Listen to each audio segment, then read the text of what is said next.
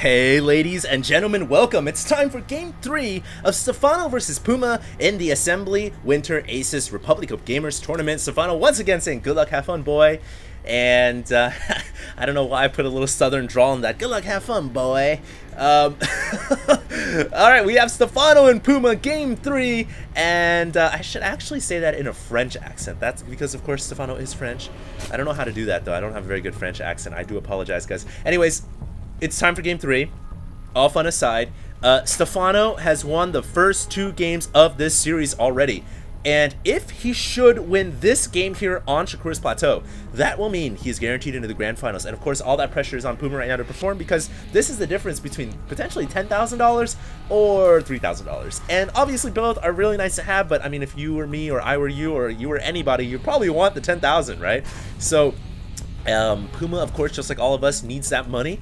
$10,000 is no small amount, and we'll have to see. Will Stephano be able to win and pad his current 50K winnings from IPL 3 with another 10 grand, or will Puma put a roadblock to that? Now, this map is Shakur's Plateau, and this is a pretty much even map for ZVT from what I've remembered. From what I actually didn't look this one up too, because I remember reading this stat quite a bit, and I do recall that Shakur's Plateau is pretty much a TVZ even matchup.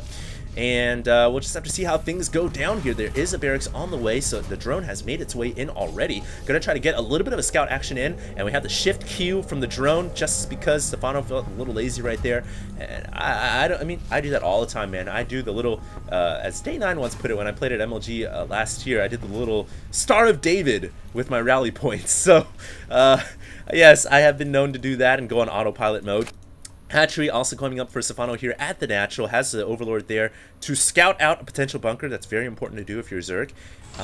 Meanwhile, the refinery is on the way, so Puma looks to be going for the standard opening. Will he go from here into factory, or will he go into something else? Well, it remains to be seen, but most likely he's going to open up with the factory following this, and then he's going to try to get some Hellions out. That would be what most Zergs and Terrans would expect to see.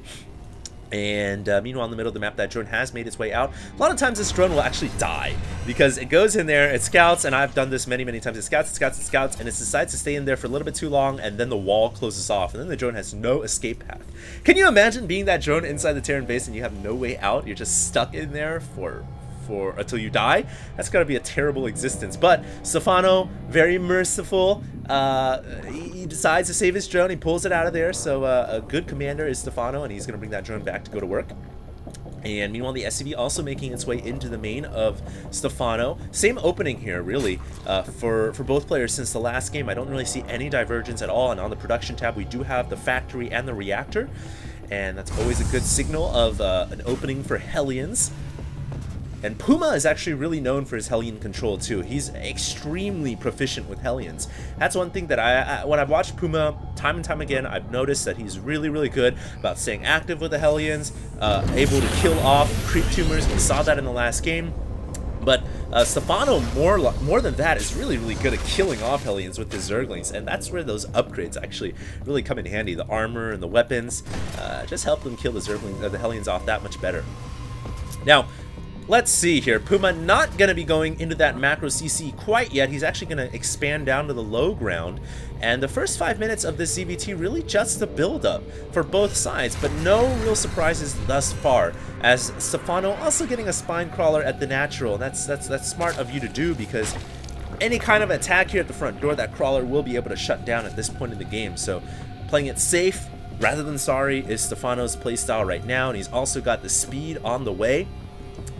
And we'll see. Usually what Stephano does with his next set of gas is start to upgrade the Evo chambers to get the upgrades for his melee and his carapace. And oh, interesting. Puma actually getting a second factory down right now. So he's going to go for a mech build here.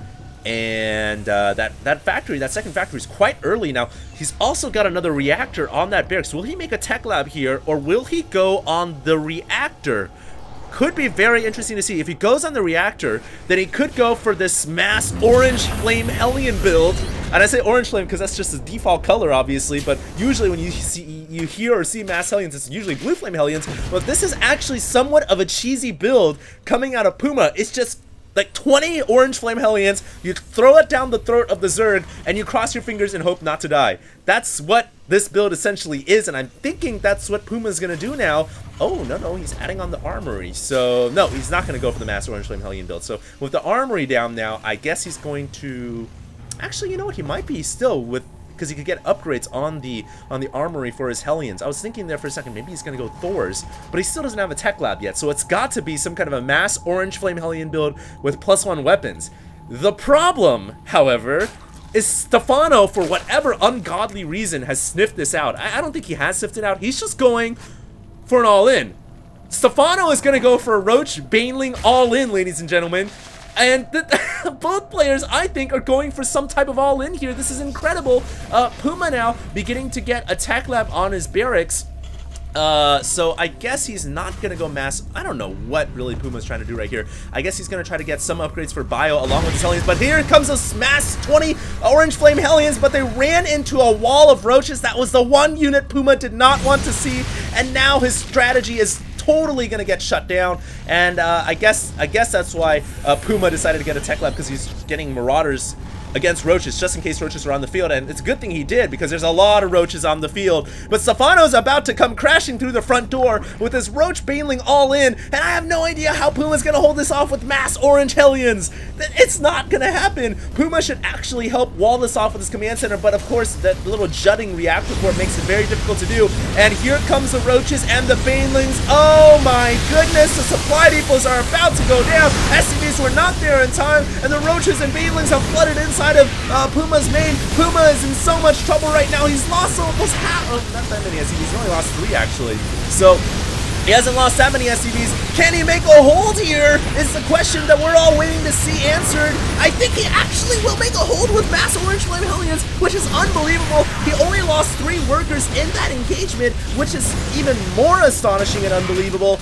And he's still working on orange flame Hellions against roaches. More Hellions continuing to flood out, but the door is leaked and the Zerglings continuing to run through into Puma's main. That is the problem that Puma will have to seal up and patch. He's got to call the plumber here and basically seal the holes. Otherwise, more Zerglings will always be flooding in, and those Hellions will never catch a day of break. They're going to continue to run around the main and try to get rid of these Zerglings. God, Puma has got to seal this off, and will he do it right now? Yes, I suppose he's actually been able to hold it off. He has been able to hold off the all-in from Stephano. Unbelievable game. I can't believe he just held that off. And if you look at the workers kill tab, only 5 SCVs went down. So really, Puma just doing an astonishing job. And when you think about it, using Hellions against roaches, that's unheard of. And he did it. And the Hellions didn't have blue flame or anything like that. They've just been standard Hellions this entire time. And he held off the all-in. Wonderful job. But now this bodes the question. Since he was going for this mass Hellion strategy, and it basically hasn't worked, what now? He is so far behind in tech, and Stephano is throwing a hatchery down in the middle of the map. What is this? Wow, I'm shocked right now. I'm at a loss of words. This is almost bringing me back to the days in Brood War when people used to build pylon hearts in the middle of the map when they knew they had the game won.